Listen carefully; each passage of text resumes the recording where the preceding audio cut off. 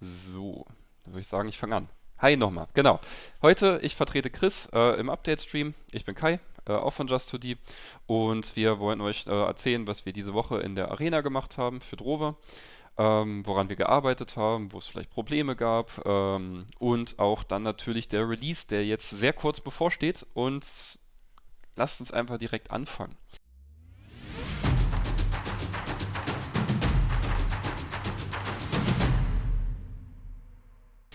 Die letzte Woche haben wir hauptsächlich, wie man sich vorstellen kann, einfach alles fertig gemacht. Das bedeutet, wir haben sehr viel gespieltestet, wir haben noch viele Bugs gefunden und gefixt, wir haben Werte getweakt, wir haben das Spiel gebalanced, gepolished, wir haben Animationen eingebaut, die noch nicht fertig waren. Wir haben zum Beispiel einen spielbaren weiblichen Charakter. Da haben noch super viele Animationen gefehlt, die lief die halbe Zeit mit einem Glatzkopf rum. Das ist jetzt auch endlich raus. Und genau, dabei sind uns auch einige Bugs aufgetreten. Ich zeige euch mal ein paar davon. Und zwar hatten wir unter anderem einen Bug, der ist vielleicht sogar in der letzten Arena-Season drin gewesen. Ich bin mir nicht ganz sicher. Ich habe das hier mal als GIF vorbereitet, dass manchmal Treffer doppelt gewertet werden. Das gucken wir uns hier einmal an. Ich spiele das mal langsam ab. Hier ist der erste Treffer. Wie man hier sieht, unsere neuen coolen Hit-Effekte. Ich hoffe, die habt ihr schon mal irgendwo im letzten Upstrade-Team gesehen. Und hier, da seht ihr, da kommt ein weiterer Hit zustande. Sodass, sieht man auch hier gut an der Lebensenergie. Falscher Knopf. Da. Erster Hit. Zack, da ist der zweite Hit. Das heißt, momentan gab es diesen Bug, dass man mehrfach einen Gegner treffen konnte, was natürlich fürs Balancing ein Graus war. Das war ein etwas tieferer Quellcode-technisches Problem, das wir dann aber lösen konnten. Woraufhin wir weitere Bugs eingeführt haben, dass man zum Beispiel die Pfützen nur einmalig triggern konnte, beim nächsten Mal ist man drüber geschwebt. Da habe ich leider keinen Screenshot von. Genau. Ansonsten haben wir auch nochmal Hit-Animationen überarbeitet von den Gegnern. Da war ja in der ersten Season oder oft das Feedback, dass man nicht ganz sieht, wann sie gehittet werden und wann nicht. Hier habe ich mal ein paar Beispiele. Das sind zum Beispiel die Spinnen.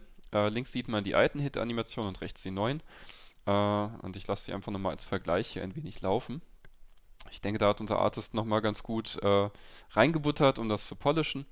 Wie man sieht, die Spinne zieht sich erstens weiter zusammen und die Animation selbst ist etwas smoother. Der Background dazu ist, warum wir das nochmal bearbeitet haben, ist, dass Hit-Animationen, hat Chris euch vermutlich auch schon erzählt, nicht mehr in jedem Hit abgespielt werden, sondern wir haben ein neues System, das Poise-System, wo ein Gegner kurz gestaggert wird, wenn er genug Schaden erlitten hat. Und deswegen musste das etwas besser kommuniziert werden, damit der Spieler weiß, aha, ich kann gerade weiter angreifen und die Spinne tut nicht gleich irgendwas oder auch ein anderer Gegner. Dasselbe auch nochmal für den Ripper und für den Elite-Ripper, weil das waren so ein bisschen die Animationen, die da noch gefehlt hatten. Hier sieht man links die alte Animation, ist sehr minimalistisch, möchte ich es mal meinen. Rechts sieht es schon fast ein wenig gestretched aus. Der Kopf sehr weit zurückgezogen.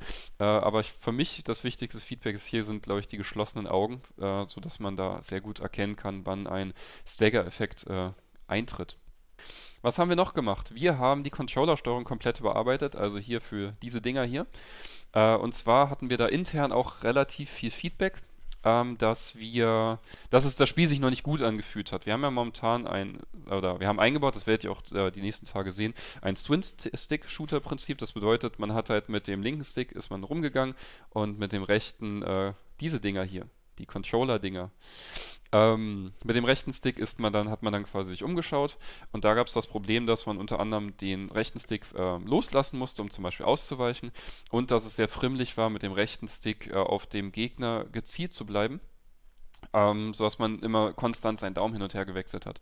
Das haben wir jetzt nochmal komplett überarbeitet und da ein paar kleine Tweaks eingebaut, sodass jetzt alle im Team zumindest äh, sodass im Team sich als alle damit zufrieden waren und jetzt sind wir gespannt, wenn wir die Arena releasen, was das Feedback von euch sein wird, wenn ihr das Spiel spielt. Ich gucke nochmal kurz auf meine Liste. Genau, ansonsten, das kann ich auch nochmal zeigen. Wir haben jetzt spielbare Frauen im Spiel, also weibliche Charaktere. Das bereite ich kurz vor. Zack. Genau, ich starte das einmal ganz kurz. Und zwar, wenn man das Spiel startet und auch im Spiel selber, kann man nochmal seinen Charakter umändern.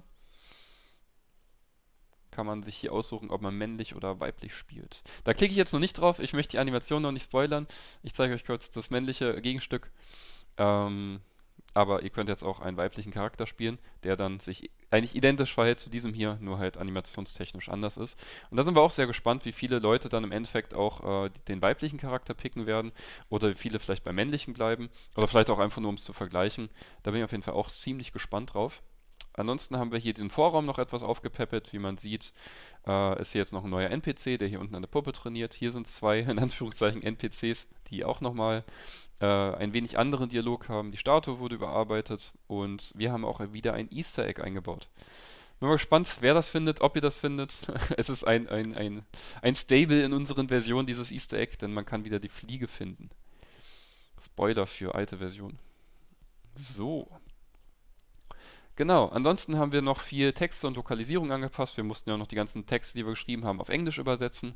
Das haben wir gemacht. In dem Zuge mussten wir auch nochmal viele Texte umändern, weil wir jetzt ja weiblichen und männlichen Charakter spielen können, dass die Bezeichnungen nicht zu sehr auf einer der beiden Geschlechter gezielt werden. Zum Beispiel hatte ich da einen Typ hier angesprochen, hey Bursche.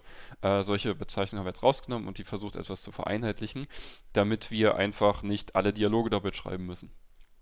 Genau. Ansonsten, ich glaube, die größte News ist der Sneak Peek. So nenne ich ihn. Intern nennen wir ihn auch Early Access, aber der Begriff ist nicht ganz richtig. Und zwar kann man diese Arena-Version, die ihr gerade gesehen habt, einen Tag früher spielen. Der eigentliche Release ist der 1.12., also am Mittwoch. Und man kann es schon ab morgen spielen, ab Dienstag. Und zwar, wenn ihr unserem Discord beitretet. Das kann ich ja auch einmal ganz kurz teasern. Wenn ihr unserem Discord beitretet und das Spiel dann auf Itch, Steam oder GameJolt runterladet, kommt ihr vor dem 1.12. in dieses Menü. Dort kann man hier eine Key eingeben, um das Spiel früher zu spielen. Dazu einfach auf unserem Discord joinen und da in dem Channel einfach mal nachschauen. Ich bin mir nicht ganz sicher, in welchem Channel das gepostet wird, aber dort findet ihr das dann. Könnt ihr auch auf Discord klicken. Jetzt seht ihr meine ganzen Arbeitsdateien.